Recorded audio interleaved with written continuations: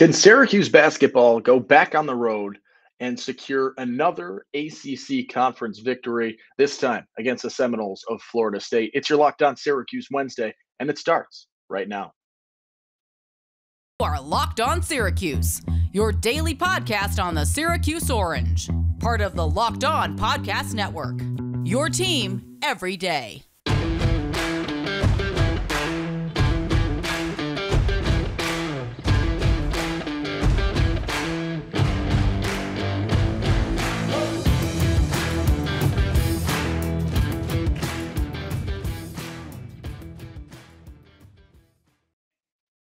What's going on, everybody? Happy Wednesday. It is a game day episode of Locked On Syracuse, and thanks for making Locked On Syracuse your first listen every day. We are free and available wherever you get your podcasts.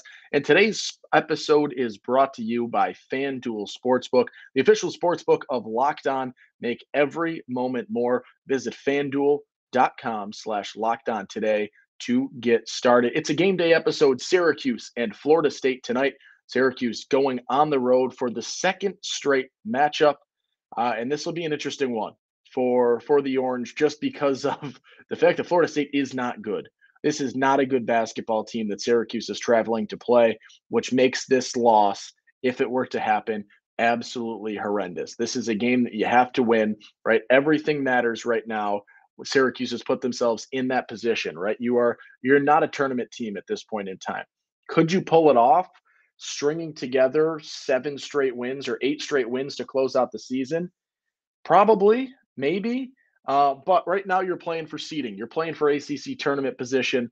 And this is a game that you cannot afford to drop in terms of that. And this is also a game that you just can't drop in terms of the fact that this is a bad Florida State team.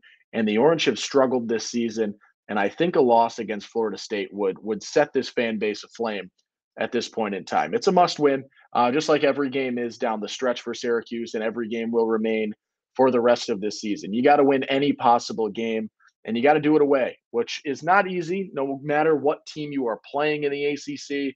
I mean, Syracuse experienced that, right, going on the road to Louisville and barely squeaking out a win against the Cardinals. Even the bad ACC teams can sometimes be a tall task going on the road and being able to win a game there. Luckily for Syracuse, I mean, they've had a few days rest, right? Last time they played was Saturday. They've been playing the Saturday-Tuesday split or even Saturday-Monday a handful of times. So this Saturday to Wednesday is going to be good for some rest, especially, road game at Boston College, road game at Florida State.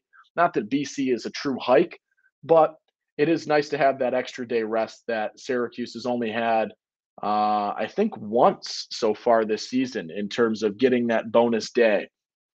When you look at it, right off their Saturday games, they played a lot of Tuesday action, and only one time so far this season have they had the Wednesday game after a Saturday. So nice to get that sort of bonus day of rest for the Orange, and they don't play again until Tuesday of next week, not again until Valentine's Day.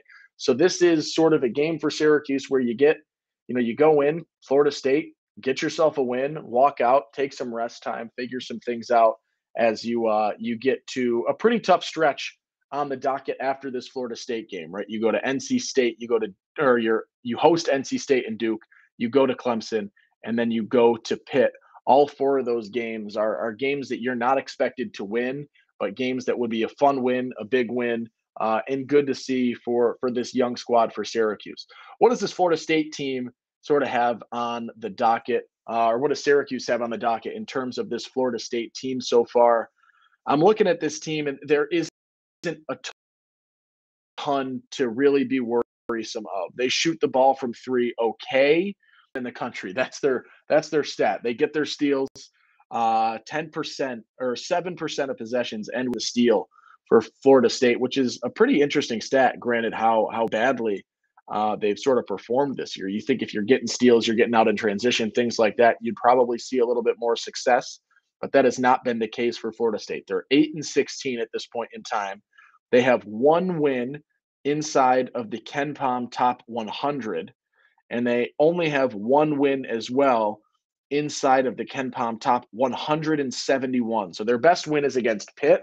How do they beat Pitt? We'll get into that in a second because that's going to be one of the keys for Syracuse to winning this game and just doing that job and walking out with a victory in Tallahassee tonight. The big thing for them is they just had a bad stretch. This is not a good Florida State team. And it's weird to see because it seemed like for a couple of years, Florida State was a really solid team. You think to them in 2020, they were a really, really strong team when things got shut out in terms of the COVID year. And then things since then have sort of faded, right? 18-7 in 2021, 17-14 last season, and now they have an 8-16 record. They've beat Mercer, Louisville 2 times, USC upstate, Notre Dame twice, Georgia Tech, and then the game against Pittsburgh that I mentioned, right? This is not a team that's, winning tough games. They did push Clemson to a pretty close game last week, ended up losing that one by 1. But outside of that, you look at their losses and they aren't close losses on the docket, right? They're not games that were, one possession games that flipped at the last second outside of that Clemson game, right? They're getting blown out by teams like NC State. They're getting blown out by a team like Wake Forest. They're getting blown out as well by St. John's. And then, they lost by 9 to Stetson to open up the year. They're losing to Troy. They lost to Siena by 17. They have some bad losses on the docket, and they've played a decent schedule, right? They're playing a lot of teams inside Ken Palm's top 100, but they're not getting the results that they're looking for. And that is something that is going to be of concern for the Seminoles and not really of concern for Syracuse, right? This is a Florida State team that without a doubt, you need to walk into Tallahassee and you need to leave tonight with a win. This is an unexcusable loss because of the team that Florida State currently has, because of the stakes for Syracuse in terms of needing every win that they can get. They got a couple of guys that can play. I like Darren Green Jr. He was a really big key for them beating Pitt. When they did beat Pitt, I think he put up like 24 or 25 points in that game. Went like 5-8 for 3, something like he's shooting 40% from 3 on the year. So that would be a guy that I think is of concern for Syracuse in this game. But outside of him, Caleb Mills is a good player. This is not a team that I'm all too worried about, in all honesty. They got a little bit of size, but nothing that I don't think Jesse could handle, right? After Jesse did what he did against Quentin Post, again with BC, right? I don't know if I'm worried about anyone who's going to compare to him size-wise at this point. And now it's just going to be a pure skill conversation in terms of my thoughts about Jesse Edwards and how he can perform. This is a really favorable matchup for Syracuse, and I think any team lining up against Florida State is going to have a favorable matchup at this point in time. Syracuse is coming up with a little bit of momentum too, which I think helps, right? They have so many times this season had the flip switch when they have a lead and then the opposing team takes the lead like BC did. BC got up by 3 with a couple of minutes to play. And you've seen it 3 or 4 times in the last, 2-3 weeks that Syracuse doesn't get back into the lead when that happens. They do not regain control. They do not regain the lead at any point in time after they lose it. And it was really cool to see them battle back and get that win and finally close out the game that they were in and should be winning and be in the right spot in order to walk away victorious. Good to see. So hopefully Syracuse continues that momentum into this game. We'll take a quick break here. On the other side, we'll ask some questions about this matchup and things that we're interested to see as Syracuse goes into Florida State. But until then, let's hear from our new friends over at FanDuel Sportsbook. This year, the only app you need at your Super Bowl party is FanDuel. It's America's #1 sportsbook.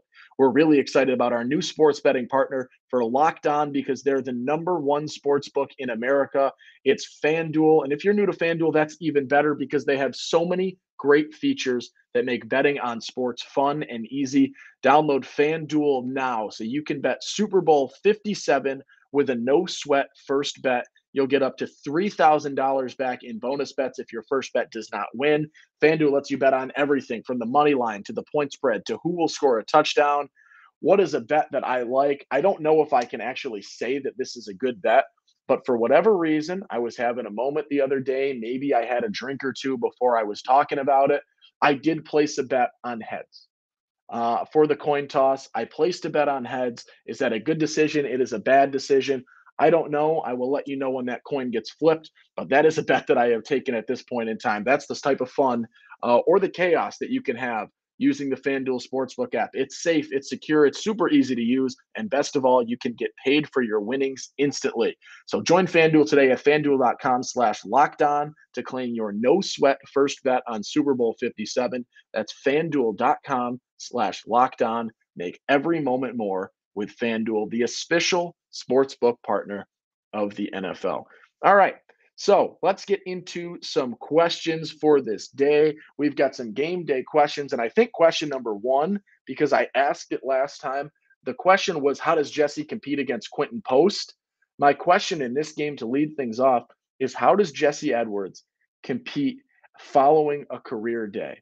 The day that he was one of his most dominant performances since joining Syracuse, putting up 27 points really efficiently. Looked really solid in the post, very comfortable, moves out the wazoo, moves that we haven't really seen before. Can he continue doing that? Can he do it a second straight game? Because this Syracuse team absolutely needs him to play like he did against Boston College. He is going to be essential for them moving forward. I think a lot of people, I'm not breaking any news by saying this, right? He is a key to their success. And when he is playing a game like he did the other day, it helps alleviate and make up for the fact that not everyone is playing at the same level or their best game, right? Joe Girard did not play an efficient game. He did walk away with 18 points in the last game, but it wasn't his most efficient shooting day. He got a lot of his fill at the line, especially down the stretch, which helps to bring the stats up a little bit. So how does Jesse come off of that career day? Can he compete? Can he do it again? And can he continue doing that for the remainder of the season? That's question number one heading into this game today.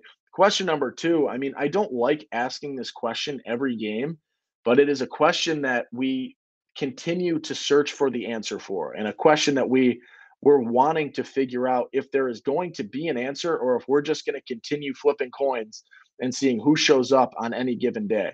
The forward situation in that BC game was not anything that was all too special. Justin Taylor played a solid game, hit three big shots, finished with 9 points, all from three. But when you look at Chris Bell, who played 11 minutes and scored no points against Boston College, and you look at Benny Williams, who scored or played 7 minutes and scored 2 points against Boston College, and you look at, who was my third? Malik Brown, who played 37 minutes and scored 4 points against Boston College, right? That was not the showing that you were looking for out of those three guys, right? Malik did a little bit more on the rebounding end of things and end up with 7 rebounds. And I don't think he played a terrible game by any means. But when you look at a box score and you see that between those three players, you've got 55 points. So almost 1.5 halves of basketball. And they combined for 6 points, right? That's almost 60 minutes of ball to get you 6 points. That's 1 point every 10 minutes on the court. That's not what we need from the forward spot. And Taylor was a nice spark and played a solid game. I think you need 2 out of the 4 to perform for Syracuse to have true success and to be a lot more comfortable, to be able to rotate them in and have 2 guys that are playing on that day. And we had a little burst from Chris Bell. And it's so my question for this, right, is which of that group is here for this game, right? This is a game where you're not playing against a great team and you can be a little more free and a little more comfortable and play with some more confidence. So who steps up to the task? That could easily be just the coverall evergreen question for Syracuse basketball at this point in time, is that forward position and seeing how it goes. And you look specifically, to add to this conversation a little bit more, you look once again at Benny Williams, right? Takes the game off against UNC. Or against Virginia, excuse me, doesn't come. Had a little bit. You took a day off, try and recoup, not playing to the level he thinks he can, not playing to the level fans think he can, the coaches think he can, right? He has not been at the level that I think anyone really wants him to be at. He comes back against BC, not a great game, unfortunately. So, within that conversation of how do the forwards perform, you've sort of got the sub question of how does Benny Williams play in this game, right? How can he compete? Can he get back into some sort of rhythm and figure some things out? Or is this, I don't want to use this word, but it's what comes to mind. Is this a lost cause at this point in terms of Benny figuring things out in his time at Syracuse? I don't know. Question number 3 in this game is, can Syracuse play a game where they just come out and they beat you from the start? Can they have a game where they do not start absolutely horrendous in terms of basketball? I feel like early game turnovers, early game missed shots. Luckily, in the BC game, right, Syracuse wasn't down big because BC was also terrible shooting to start the game, right? The teams were combined like 2 of 19 from deep to get things going. So if you can start and play a complete game, right? Start the 2 halves with solid basketball. Do not dig yourself holes like you dug yourself a hole against Louisville, right? A bad team that you are playing in the ACC, where you come out flat, you come out slow, and you've got to dig yourself out of a hole from the instant the game starts, right? Can they come out and play a solid game from start to finish?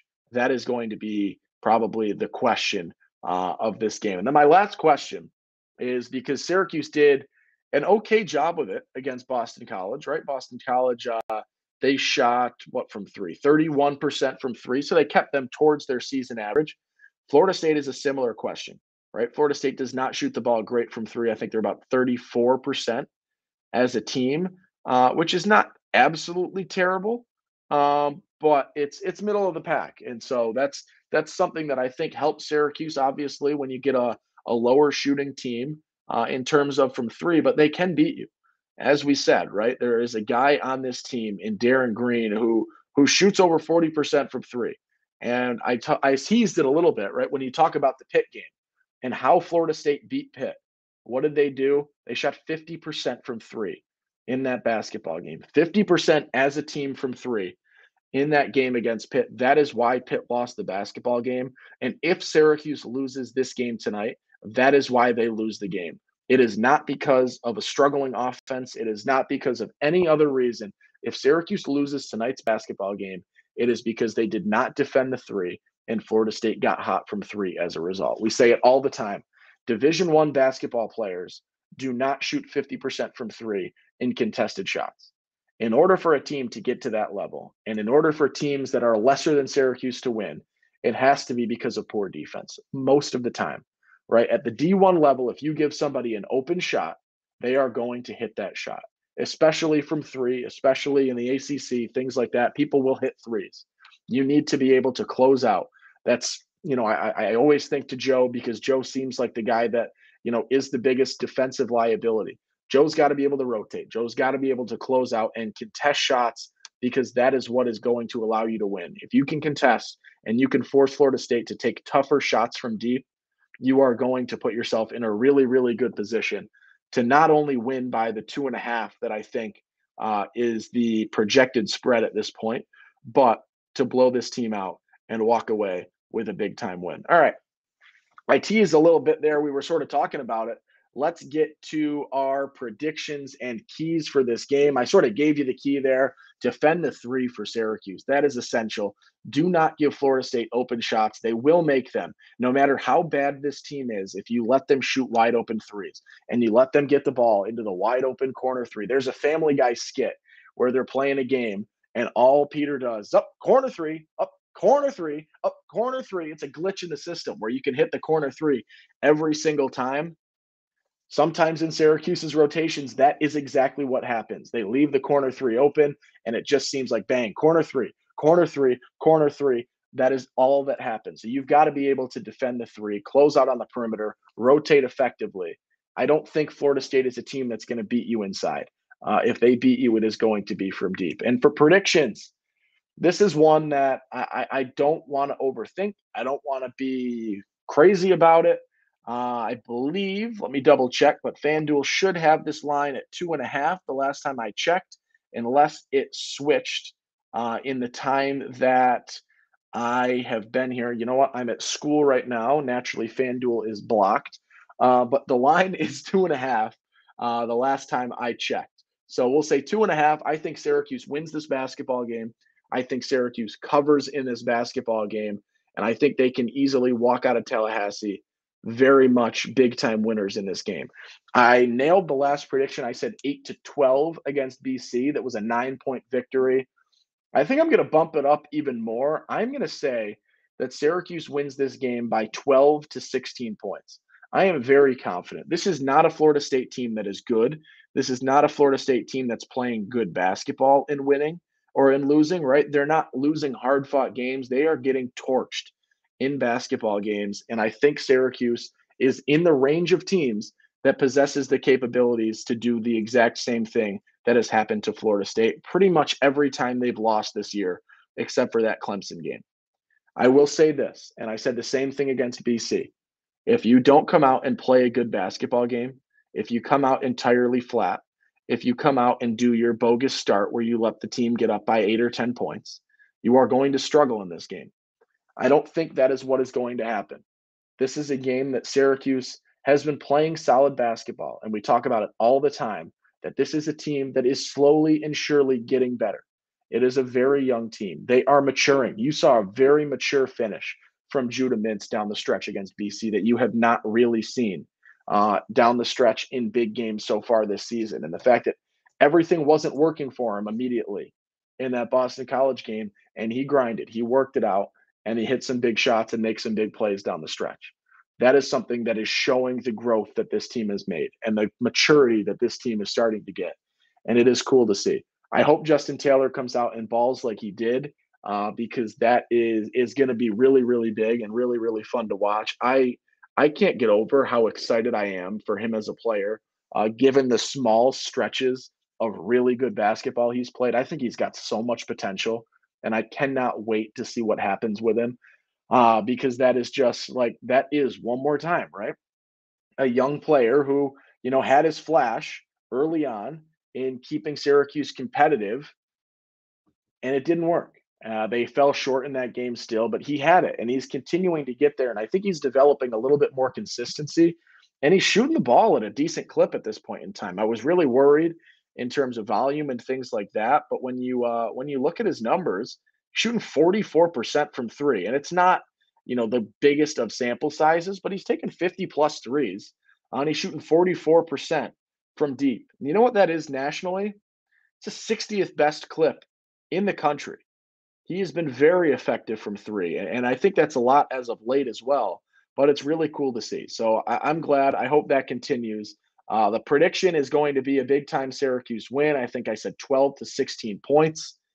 I think that happens. I don't really see a world where Syracuse loses this in terms of reality. Is it possible? Yes. But I don't think that happens. A couple of shout outs before we close things out. Bit of a quicker episode today. But I have let some things slide. The big shout out that I wanted to hit on was Matthew Bergeron had an outstanding time at the Senior Bowl. Looked like he had some really, really strong highlights. I saw some things that he was sort of the unsung hero in terms of that. And I don't know if that's even the right word, but they say there's a guy or two every year that coaches and scouts avoid talking about because they don't want to boost his stock and they want to be able to get him and don't want him on other people's radars. And that was him in this day or this weekend in that game and the drills that they were running against high level competition. Really cool to see because that is something that is going to be really fun to watch. And I think he is going to continue to just rise and rise on draft boards, which will be awesome as the draft nears. And I think we'll get some draft coverage, right? Syracuse has got a handful of guys that are very much draftable. You think Tucker, you think Michael Jones, you think Bergeron, you think of, right, this team's got some guys and some guys. I left Garrett Williams off that list too, right? So maybe we'll bring in Max Chadwick of PFF, bring him back. We'll have another chat with Chadwick as we get closer to draft time. But until then, Syracuse and Florida State tonight. Thanks for making Locked On Syracuse your first listen today. For your second listen, check out our brand new podcast, Locked On College Basketball. Isaac Shade and Andy Patton bring you everything you need to know on and off the court, plus big name experts, coaches, and basketball. It's available on YouTube and where you get your podcast. Florida State preview in the books. We will talk Florida State recap tomorrow, and then we will have some fun for a Friday episode. Not exactly sure what we will do for that, but maybe we'll bring a guest in and we'll play a game or have a little bit of fun. If you got any ideas, feel free to let us know on Twitter. Write in the replies here if you're watching on YouTube, or you can reach out to us on email, whatever is easiest for you. Thank you so much for listening. If you liked what you heard, subscribe. I don't think I timed it right, but this time I should, because we're about to close out the episode. There should be a subscribe button right around here at this point. So if you like what you saw and you want daily Syracuse basketball coverage and Syracuse football coverage and Syracuse athletics coverage as a whole, please follow along. We'd love to have you join us. I'm Owen Valentine. I'll catch you tomorrow.